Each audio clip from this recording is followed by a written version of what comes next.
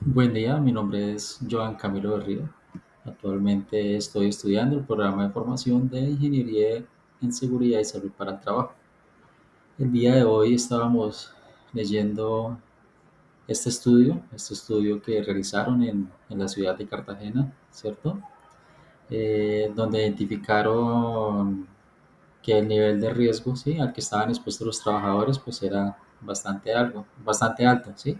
Hicieron el estudio en 4 empresas que se dedicaban a, ¿qué? A hacer trabajos con la madera, ¿cierto? Hacer trabajos con madera.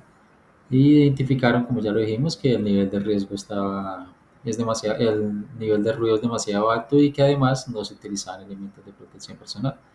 Entonces, leyendo y analizando un poco, pues establecimos unos factores de riesgos, ¿sí? Que encontramos ahí en el estudio y vamos a proponer también unos posibles controles, ¿cierto?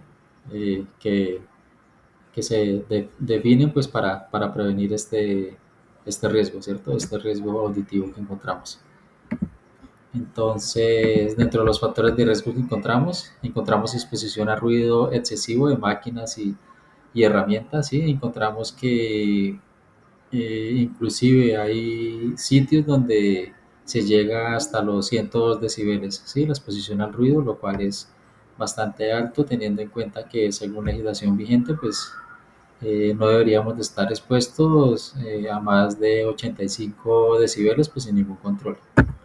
Aquí encontramos exposición prolongada al ruido porque pues, los operarios, ¿sí? Que manejan estas máquinas pueden durar todo el horario, ¿sí? Todas sus 8 horas eh, exponiéndose a este ruido continuo. Encontramos contaminación sonora porque además hay varias áreas, ¿sí? Hay varias áreas y son varias las máquinas que se utilizan y las cuales están generando ruido. Encontramos que algunos trabajadores sufrían golpes en la cabeza, lo cual eso también a largo plazo pues puede llegar a generar una enfermedad auditiva, ¿sí? Y encontramos también como un factor de riesgo el envejecimiento, ¿vale? Especialmente en las personas que tenían más de 46 años, ¿sí? Los cuales eran los que más se lograba identificar pues una pérdida auditiva o una hipoacusia, ¿sí? Cuando se hicieron los estudios. ¿Vale? Entonces, ¿qué impacto de riesgo se estaba generando? ¿Sí? Con el ruido, digamos que lo más común es la hipoacusia y la pérdida auditiva, ¿cierto? Que la encontramos en todos los factores de riesgo. Y en unos factores de riesgos que es exposición a ruido excesivo y exposición prolongada, pues también se puede llegar a generar dolor de cabeza, ¿sí? Durante el día, ¿vale? O al finalizar la jornada, ¿sí? La probabilidad de riesgo en casi todos es alta, ¿sí? Y en algunos es media, ¿vale? Ahora, vamos a leer, ¿sí? Vamos a mencionar acá uno de los controles, ¿sí? O los controles que se pueden establecer para prevenir este riesgo. Uno de ellos es establecer un programa de elementos de protección auditiva, ¿vale? Este programa pues debe de definir qué elementos se debe utilizar de acuerdo al nivel de ruido al que estamos expuestos, ¿sí? Entonces, ejemplo, donde estamos expuestos a un nivel de ruido de 102 decibeles, si utilizamos un elemento de protección auditiva que atenúe eh, 32 decibeles, pues ya sé que lo estoy bajando a 70 decibeles, ¿cierto? Y estaría dentro del rango permitido, ¿sí? Esta es la importancia del uso de los elementos de protección personal. Capacitación y entrenamiento para el uso de protector auditivo. Entonces, no es solamente importante entregarle el elemento al trabajador, sino que también hay que enseñar a usarlo, ¿cierto? ¿Cuál es ese uso correcto para que el elemento funcione? ¿Qué más? Capacitar a los trabajadores sobre la importancia del uso de la protección auditiva, ¿vale? Entonces, hay que llegar a ese punto donde ellos entiendan que con la exposición prolongada, ¿sí? Durante mucho tiempo a este riesgo, pues ellos van a llegar a adquirir una enfermedad laboral, ¿sí? Entonces, hay que entrarles por ese punto para que ellos sepan lo importante que es utilizar este elemento de protección personal. Cuarto, otro control, realizar una supervisión de estos y la utilización en zonas de protección auditiva obligatoria adecuadamente definidas, delimitadas y señalizadas. Entonces, en este estudio se identificó que en estas empresas no se utilizaban elementos de protección personal, ¿sí?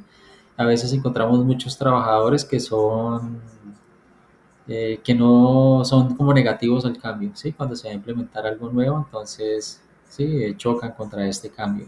Entonces, por eso es importante, mientras se genera esta conciencia en ellos mismos, supervisar, ¿sí? Que ellos lo estén utilizando y tomar las medidas necesarias, pues cuando encontremos que nos están utilizando.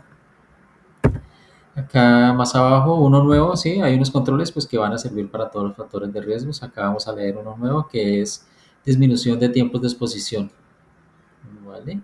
Entonces, lógicamente, si los trabajadores están expuestos 8 horas, ¿sí? A un límite de ruido que no está permitido, pues hay que bajar este tiempo de exposición, ¿cierto? Si es posible que esté expuesto nomás 2, 3, 4 horas, pues lo debemos hacer, ¿sí? ¿Esto con qué lo podemos hacer? Con el siguiente control, que es la rotación de personal o el cambio de actividades, ¿cierto? Entonces, lo ideal es que si dentro de sus 8 horas diarias que debe trabajar el trabajador, ¿sí?